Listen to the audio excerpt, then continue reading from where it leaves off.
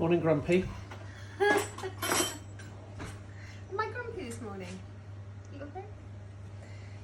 I'm going to make it up to you now. See this head? Yes. Notice all the bite marks?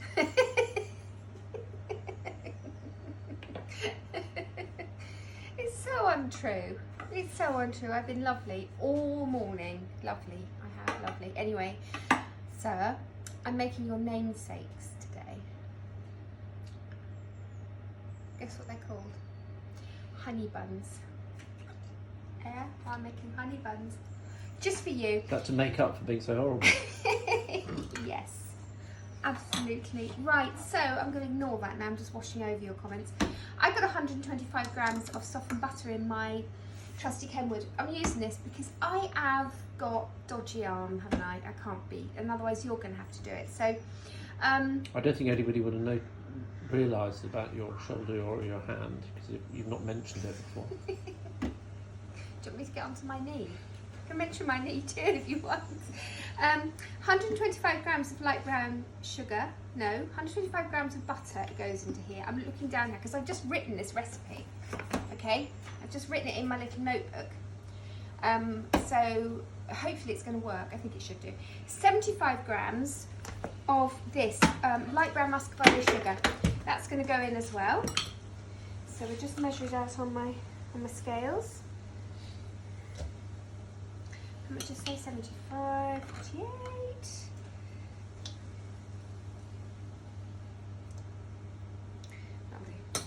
Okay, that goes in, and then this. Now this is completely glorious.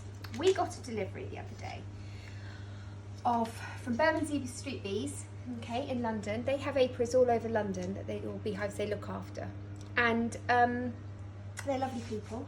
And I know them through the Guild of Fine Food Great Taste Awards because Sarah, who's a honey sommelier, she gave us this amazing talk on all these different honeys. And this is their particular honey which got 3 Great Taste stars. It's Exmoor honey.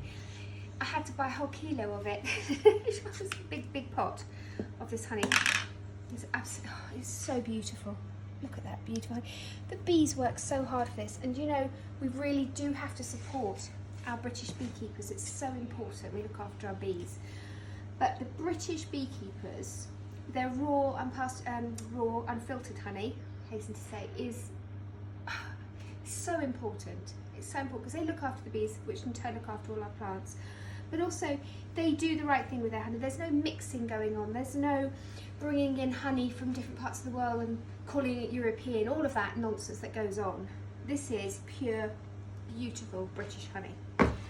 And there ends my lecture on honey, because it's really important. So if you can get it, buy it locally anyway. It's easy to buy it locally. Certainly if you're in the country, loads and loads of beehives across London, so you can buy it there as well. But, oh, you know, I needn't say any more really, just look at that. I don't say anything. Right, 100 grams of this. So this goes into my little honey buns. Such a beautiful smell, this. Right, nearly there. One more little bit. There we go. So pop this in as well, and then I'm going to give this a really good beat with the beater, and not with my arm, because have I mentioned I've got a bad arm, John? No? If you could see the looks he's giving me behind his phone today, I'm in trouble. I'm in a lot of trouble. I should make it up, please. I'm going to whiz it now.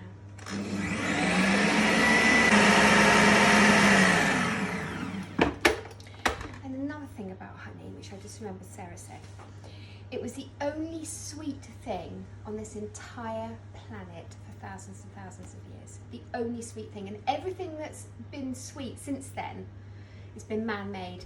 This was indigenous to the planet. Well, not this. This. Honey. Not this cake. It's honey. That's what I found quite amazing. Can you imagine being the first person or animal, anything, to get hold of it and just to taste the sweetness of that? It must have been the most incredible thing. Right, anyway.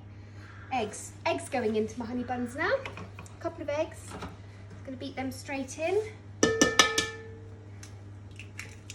1 and 2. And back on. going to grate half a lemon to go in there as well. And the juice I'm going to use for a honey glaze on top once they're actually all nicely cooked and not cooled completely. I want to actually pour the glaze over while they're still warm. It's almost like a drizzle, like a drizzle cake. We're just going to have a little bit of lemon, just helps lift it and it's not being too sweet. Because obviously you've got honey and you've got sugar in there as well. Sweet like you, won't it? I don't think I was that grumpy, was I? Was I a bit that grumpy? Okay. Menopause, ladies, it happens to all of us, doesn't it? You can just hear a load of women across the land now going, yes. Okay, beat that in. And I'm just going to measure out some flour. So it needs about 225, that's it? Yeah, 225 of self-raising flour.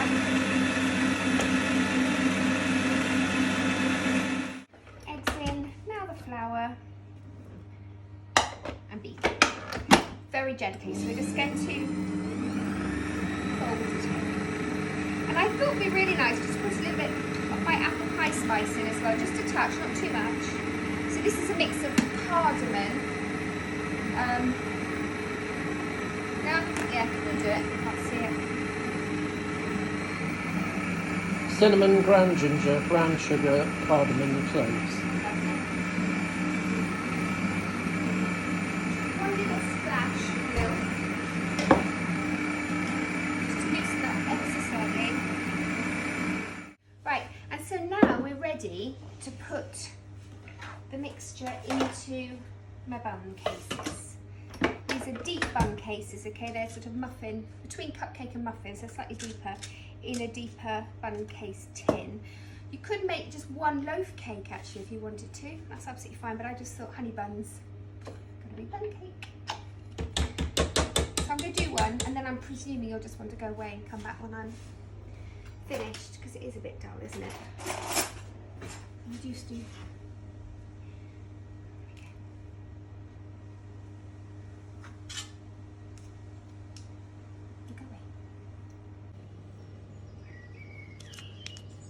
Last one.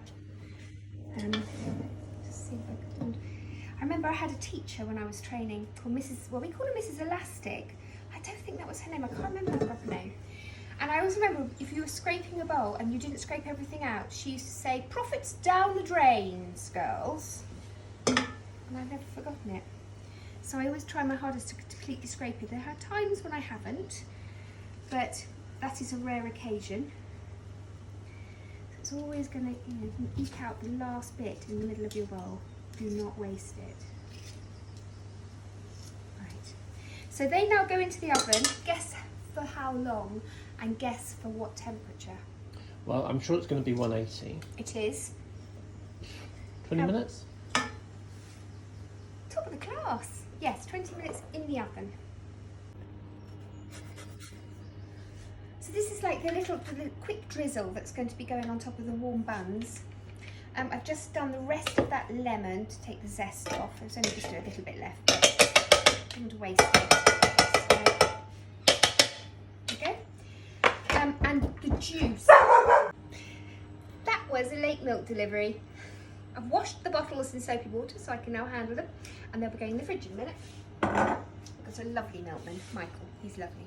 Anyway, lemon zest, that's in there, and I'm going to put the lemon juice in. Okay, just squeeze it out. Avoid the pips if you can. If they're in there, pick them out. It's fine. And okay, get all that lovely juice out. Oh, there's really juicy lemons actually. They're fabulous. Pick out my lemon pips now. And then I'm just going to put some of the lovely honey in again and then warm it through. So when the buns come out of the oven, I'm just going to drizzle them over the top. Lovely. Do you like your honey buns? Do you think they look nice? They're lovely. Yeah, they smell glorious, don't they? The smell of that honey. I mean, that is some exceptionally good honey. and that's only going to make these buns even more exceptional. Hopefully. I think you've redeemed yourself. Have I? I was only grumpy because you're really annoying. So it's my fault. Of course it is. Right, this is the honey and lemon syrup, which I'm just going to put on top. First, actually, what I might do, might get my little stabber thing, my little sticky stabber thing, and I might just make a few little holes over the top, just so the syrup can soak in.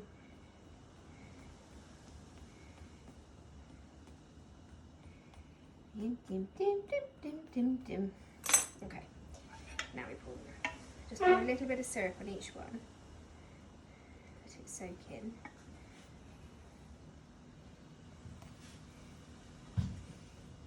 If I don't use all of this, I'm going to put this lemon juice and honey into a little jar, and I'm going to add some boiling water to it, and it's a really lovely drink. Not just when you have a cold or a sore throat, just to have every day really, because I mean, it's not going to do you any harm, is it? You've got all that beautiful qualities of the honey. I'd say antiviral, antibacterial. I think I might be right, probably wrong, someone will tell me. And then obviously the lemon with vitamin C. So what's happening in the world at the moment, it can only do you some good, can't it? And it's also very comforting because it's such a lovely, lovely taste. There we are. All right, so there's my beautiful honey buns for my lovely honey bun. And I hope everyone has a really glorious day. And do give these a go, because honestly, they are really, really lovely. I always do a little taste, don't I, at the end? Shall I do it? These are very hot because they literally have just come out of the oven, so I could do myself a mischief, but perfect little bun. What a perfect little bun. Just break it open. Steam pouring out of it. There we go. And